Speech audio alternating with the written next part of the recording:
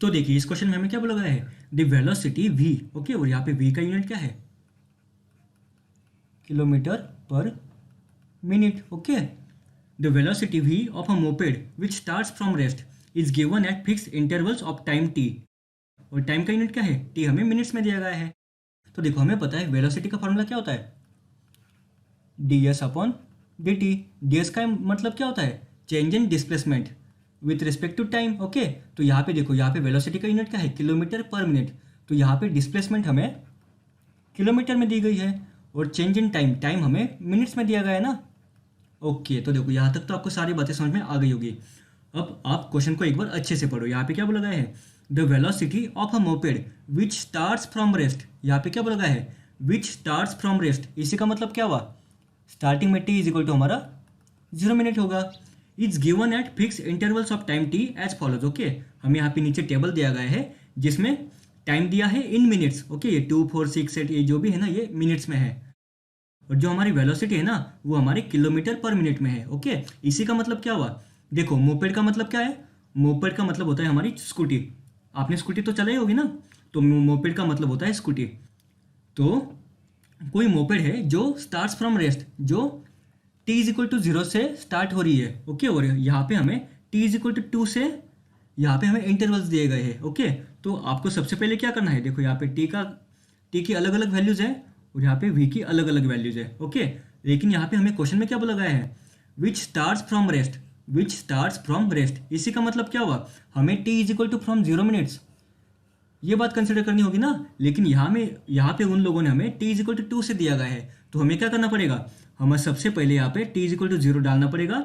और देखो t is equal to 0 minute पे ये अगर कोई गाड़ी स्टार्ट हो रही है तो उसकी वेलोसिटी कितनी होगी, वो भी 0 ही होगी ना, ओके। तो यहाँ पे आपको ये चेंजेस करने हैं कि हमारी जो भी मोपेड है वो स्टार्ट्स फ्रॉम रेस्ट, वो रेस्ट से स्टार्ट हो रही है, इसी का मतलब क्या हुआ, t is equal to 0 minute से स्टार्ट हो रही है। तो हमें यहाँ पे जो भी गिवन टेबल दिया गया था ना, वो 2 से स्टार्ट हो रहा था, t is equal to 2, t is equal to 4, likewise आगे टी इज इक्वल टू 20 तक हमें दिया गया था, और उसकी करस्पॉन्डेंट वेलोसिटी हमें यहाँ पे दी गई थी। लेकिन यहाँ पे तो हमने ये बोला है ना कि यहाँ पे फ्रॉम रेस्ट ये स्टार्ट हो रहा है, तो इसीलिए आपको क्या करना है, यहाँ पे आपको टी इज इक्वल टू 0 लिखना है, और जब time t is equal to 0 minute होगा तब हमारी वेलोसिटी भी 0 ही होगी ना, तो यहाँ पे आपको ये चेंजेस करने हैं। आ रही है बात समझ में, ओके। अब देखो इसके बाद हमें क्या बोला है, estimate approximately the distance covered in 20 minutes, यहाँ पे हमें क्या बोला गया है, estimate approximately the distance covered in 20 minutes.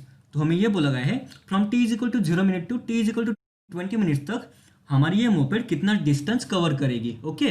तो देखो यहाँ पे क्या पूछा गया है, डिस्टेंस कितना कवर करेगी, लेकिन हमें पता है यहाँ पे हमें जो भी डिस्टेंस दिया है ना वो किलोमीटर में है, इसी का मतलब क्या हुआ, हमारे यहाँ पे जो भी डिस्टेंस आएगा ना, जो भी हमारा सोल्यूशन होगा इस क्वेश्चन का, वो हमारा इन किलोमीटर से होगा। आ रही है बात समझ में। तो आपको कुछ इस प्रकार यहाँ पे हमें जो भी यूनिट्स दिए हैं ना, किलोमीटर, मीटर, मिनट्स, इनके ऊपर आपको अच्छे से ऑब्जर्व करना है, क्योंकि अगर आपने इन छोटी बातों को भी अगर आपने अच्छे से ऑब्जर्व नहीं किया ना, तो अगर एग्जामिनर आप अगर वो ऑप्शंस में कुछ घुमा फिरा के आपको क्वेश्चन पूछता है ना, तो आप उसमें गलती कर दोगे। इसीलिए आपको सबसे पहले कुछ इस प्रकार इस क्वेश्चन को ऑब्जर्व करना है। आ रही बात समझ में, ओके।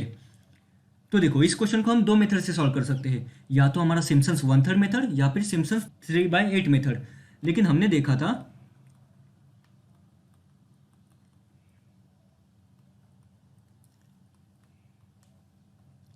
जो हमारी सिम्पसन्स 1/3 मेथड होती है, इन सिम्पसन्स 1/3 मेथड को हम तभी अप्लाई कर सकते हैं जब हमारे नंबर ऑफ सब इंटरवल्स 2 के मल्टीपल में हो, ओके। जब भी हमारे नंबर ऑफ सब इंटरवल्स 2 के मल्टीपल होंगे तभी हम सिम्पसन्स 1/3 रूल को अप्लाई कर सकते हैं। और हम सिम्पसन्स 3/8 रूल को कब अप्लाई कर सकते हैं, जब हमारे नंबर ऑफ सब इंटरवल्स 3 के मल्टीपल हो, ओके। तो अब हमें सबसे पहले यहाँ पे क्या देखना पड़ेगा, हमें सबसे पहले यहाँ पे ये देखना पड़ेगा कि यहाँ पे हमारे नंबर ऑफ सब इंटरवल्स कितने हैं, ओके। अब देखो यहाँ पे टी की वैल्यूज कितनी है, 1 2 3 4 5 6 7 8 9 10 11, यहाँ पे हमारे टी की वैल्यू है 11, ओके। अगर यहाँ पे टी की अलग अलग 11 वैल्यूज है, मतलब ये क्या, कुछ इस प्रकार, ओके, यहाँ से यहाँ यहाँ यहाँ यहाँ कुछ इस प्रकार हमें टी की 11 वैल्यूज दी गई है।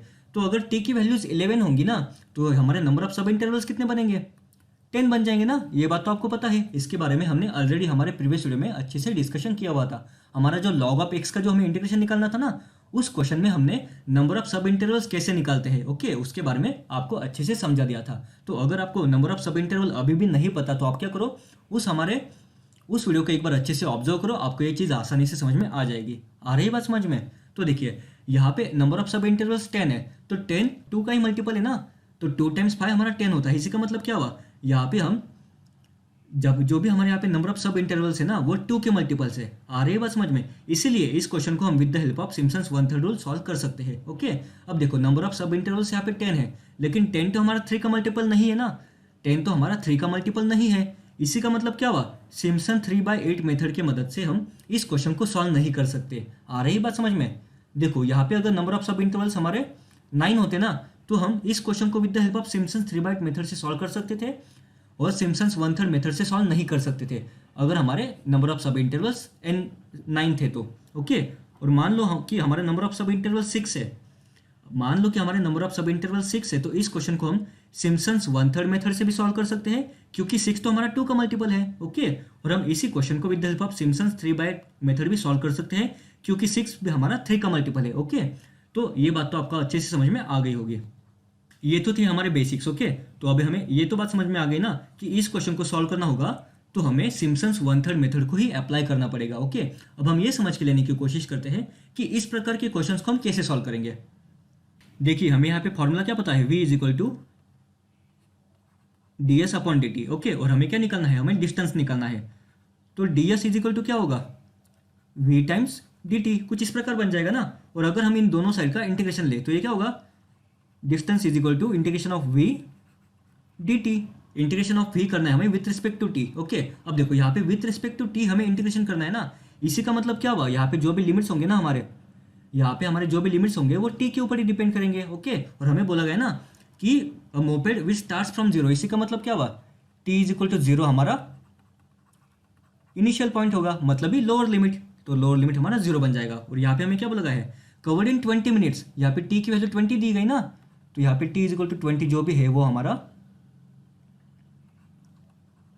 फाइनल पॉइंट बन जाएगा। तो यहाँ पे हमारा अपर लिमिट 20 बन जाएगा ओके। देखो यहाँ तक तो आपको सारी बातें समझ में आ गई होगी ओके। अब देखो इसके बाद हम क्या करते हैं, इसके बाद हमें पता है कि किसी भी इंटीग्रेशन का अगर हमें सॉल्यूशन निकालना है with the help of Simpson's 1/3 method, अगर हमें किसी भी इंटीग्रेशन के फंक्शन का सॉल्यूशन निकालना है with the help of Simpson's 1/3 method, तो हम क्या करते हैं, जैसे ही हम सिम्पसन्स 1/3 मेथड सुनेंगे ना तब हमारे दिमाग में कौन सा नंबर आना चाहिए, 1 4 2 1, ये नंबर हमारे दिमाग में आना चाहिए ना। और बाहर क्या आएगा, h तो कॉमन होता ही है, ये हमारा सिम्पसन्स 1/3 का फॉर्मूला है ओके। और यहाँ पे 1/3 है ना, इसलिए हम h को 1/3 से मल्टीप्लाई कर देंगे ओके। यहाँ पे क्या होता है हमारा 1 टाइम्स फर्स्ट टर्म, इस 1 टाइम्स क्या होता है हमारा, इस 1 टाइम्स लास्ट टर्म ओके। और यहाँ पे क्या होता है हमारा +4 times odd terms +2 times even terms okay. ये बात तो आपको पता ही है ओके। अब देखो, अब हमें ये देखना है कि यहाँ पे y0 से yn तक क्या क्या टर्म्स है। तो देखो अगर आप यहाँ पे अच्छे से ऑब्जर्व करो तो ये हमारा बन जाएगा y0 ओके। देखो आपको यहाँ पे सबसे इंपॉर्टेंट चीज ये है कि हमारा मोपेड, जो भी हमारी मोपेड है ना वो 0 से स्टार्ट हो रही है, विच स्टार्ट्स फ्रॉम रेस्ट। तो इसी का मतलब क्या हुआ, t = 0, ये हमारा y0 बन जाएगा ओके। आप इसको y0 मत लिखना, नहीं तो आपका आंसर गलत हो जाएगा।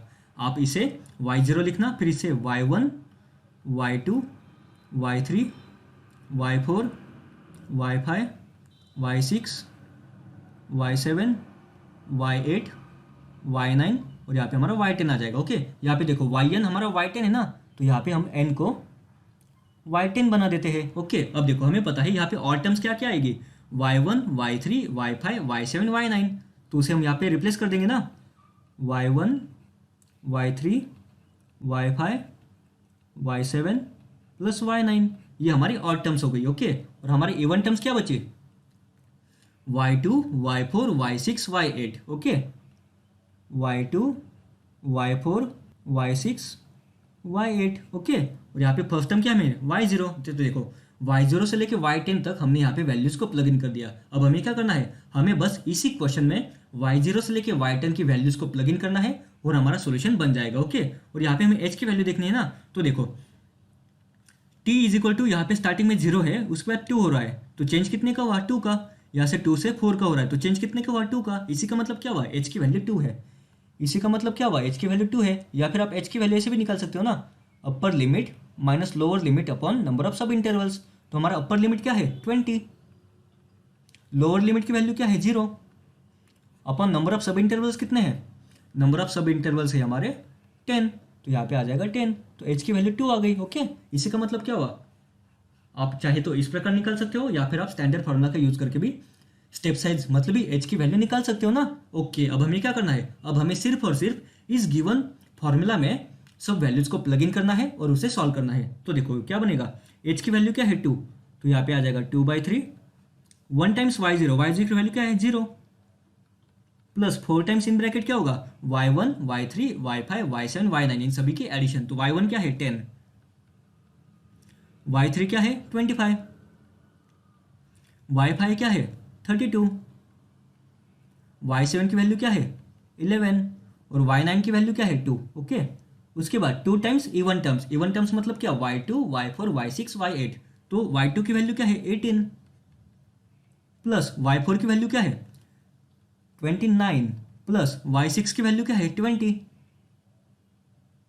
प्लस y8 की वैल्यू क्या है 5। ओके, तो कुछ इस प्रकार। ओके, और लास्ट में क्या है 1 टाइम्स y10, y10 की वैल्यू क्या है 0, तो यहाँ पे 0 आ जाएगा। ओके, अब देखो अगर हम इसे और सिंप्लीफाई करें तो हमारा आंसर क्या बनेगा, 2/3 टाइम्स देखो 10 प्लस 25 35, 35 प्लस 32 67, 67 प्लस 11 78, 78 प्लस 2 80, 84 जा 32 और आगे 0 चिपका देंगे। ओके, इसके बाद देखो 20 प्लस 5 25, 25 प्लस 18 कितना होता है 43, 43 प्लस 29 है ना, तो 43 प्लस 30 कितना होता है 73, 73 माइनस 1 72, और 72 टू जो कितना होता है हमारा 144। ओके, कुछ इस प्रकार बन जाएगा। अगर इसे आप और सिंप्लीफाई करो तो हमारा आंसर क्या आएगा 309.33। ओके, ये हमारा डिस्टेंस बन गया। ओके, क्योंकि हमने यहाँ पे एस की वैल्यू निकाली ना, तो ये हमारा डिस्टेंस बन गया इन किलोमीटर। हमें पता है यहाँ पे एस की वैल्यू किलोमीटर्स में है, तो यहाँ पे हमारा आंसर क्या बन गया 309.33 किलोमीटर्स। ओके, ये हमारा इस गिवन क्वेश्चन का सोल्यूशन है। आ रही बात समझ में, तो हमें कुछ इस प्रकार इस क्वेश्चन को सॉल्व करना था। ओके, तो आप इस क्वेश्चन को एक बार अच्छे से ऑब्जर्व करो।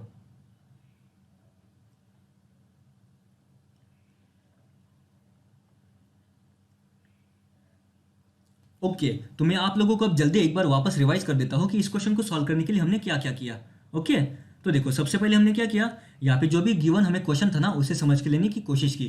क्वेश्चन में हमें क्लियरली ये बताया था कि जो हमारा वेलोसिटी है ना उसका यूनिट है किलोमीटर पर मिनट्स। वेलोसिटी का यूनिट क्या है किलोमीटर्स पर मिनट, और हमें पता है वेलोसिटी का फॉर्मूला क्या होता है, वेलोसिटी का फॉर्मूला होता है rate of change of displacement, मतलब क्या change in displacement with respect to time. Okay, तो यहाँ पे चेंज इन डिस्प्लेसमेंट हमारा जो भी डिस्टेंस या फिर डिस्प्लेसमेंट है, यहाँ पे डिस्प्लेसमेंट जो भी है हमारे यहाँ पे वो हमारे इन किलोमीटर है, और जो भी टाइम है वो इन मिनट्स है। ओके, इस बात को हमने समझ के लिया। उसके बाद हमारी सेकंड लाइन क्या थी, of a moped which starts from rest.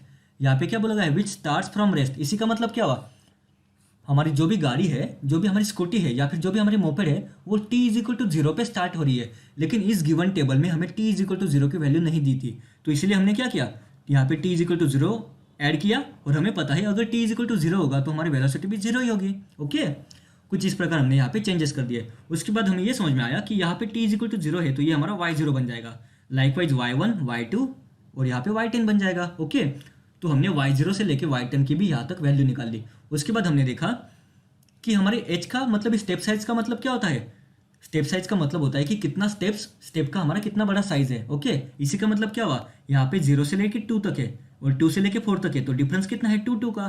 तो हमने यहाँ से ये बात कंफर्म कर ली कि हमारे एच की वैल्यू 2 है। ओके, और इसी बात को कंफर्म करने के लिए हमने यहाँ पे इसी को विद द हेल्प ऑफ हमारे स्टैंडर्ड फॉर्मूला इसे वेरीफाई किया। ओके, जो हमारा क्या है step size h is equal to upper limit minus lower limit upon number of sub intervals. इसके बाद हमने देखा कि अगर वेलोसिटी का फॉर्मूला क्या है rate of change of displacement, अगर वेलोसिटी का फॉर्मूला है rate of change of displacement, तो अगर हमें डिस्प्लेसमेंट निकालना है या फिर डिस्टेंस निकालना है तो हम क्या करेंगे, हम integration of d s is equal to integration of v times d t कर देंगे। तो अगर डी एस का इंटीग्रेशन ले तो हमारे यहाँ पे एस बन जाएगा और यहाँ पे integration of v d t बन जाएगा। ओके, तो अब हमें ये देखना है कि यहाँ पे हमने विथ रिस्पेक्ट टू टी इसका हम इंटीग्रेशन करें ना, तो यहाँ पे जो भी लिमिट्स होंगे वो टी के ही करस्पॉन्डेंट होंगे ना, तो हमारे टी की लिमिट्स क्या होंगे, इनिशियल वैल्यू है 0 और हमें निकालना है टिल 20 मिनट्स, तो 20 हमारा फाइनल बन जाएगा। तो हमारा अपर लिमिट बन जाएगा 20 और लोअर लिमिट बन जाएगा 0। अब हमें पता है कि इस प्रकार के इंटीग्रेशन को सॉल्व करने के लिए हम सिम्पसन्स 1/3 मेथड का यहाँ पे यूज़ कर सकते हैं, क्योंकि यहाँ पे n की वैल्यू 10 है। यहाँ पे हम सिम्पसन्स 3/8 रूल को फॉलो नहीं कर सकते, या फिर सिम्पसन्स 3/8 रूल को हम यहाँ पे अप्लाई नहीं कर सकते, क्योंकि यहाँ पे जो भी नंबर ऑफ सब इंटरवल्स है ना, ये 3 के मल्टीपल नहीं है। आ रही बात समझ में? ओके, अब हमने देखा कि इस क्वेश्चन को हम, इस इंटीग्रेशन के फंक्शन को हम सिम्पसन्स 1/3 मेथड से सॉल्व कर सकते हैं। तो हमने यहाँ पे सिम्पसन्स 1/3 मेथड का फॉर्मूला लिखा, उसमें h की वैल्यू को प्लग इन किया, y0 से लेके y10 की वैल्यूज को प्लग इन किया, उन्हें सॉल्व किया और हमें यहाँ पे हमारा सॉल्यूशन मिल गया, जो कि हमारा है 309.33 किलोमीटर्स। ओके, यहाँ पे यूनिट के ऊपर आपको अच्छे से फोकस करना है, क्योंकि ऑप्शंस में आपको ऐसे भी ऑप्शन दिखेगा कि 309.33 मीटर्स। ओके, तो वो हमारा आंसर नहीं है, हमारा आंसर इन किलोमीटर्स है। ओके, तो कुछ इस प्रकार हमने इस क्वेश्चन को सॉल्व किया। आ रही बात समझ में? ओके, तो इस वीडियो को हम यही पे एंड करते हैं। हमारे नेक्स्ट वीडियोस में हम इसके ऊपर और क्वेश्चंस को सॉल्व करने की कोशिश करेंगे। ठीक है, तो आप लोगों को इस वीडियो में जो भी नई चीज़ें लग रही है ना, उन सब चीज़ों को आप अच्छे से नोट डाउन कर लेना, जिससे कि अगर इसी प्रकार का क्वेश्चन आपको नेक्स्ट वीडियोस में देखने को मिले ना, तो आप खुद से भी सॉल्व कर सकते हो।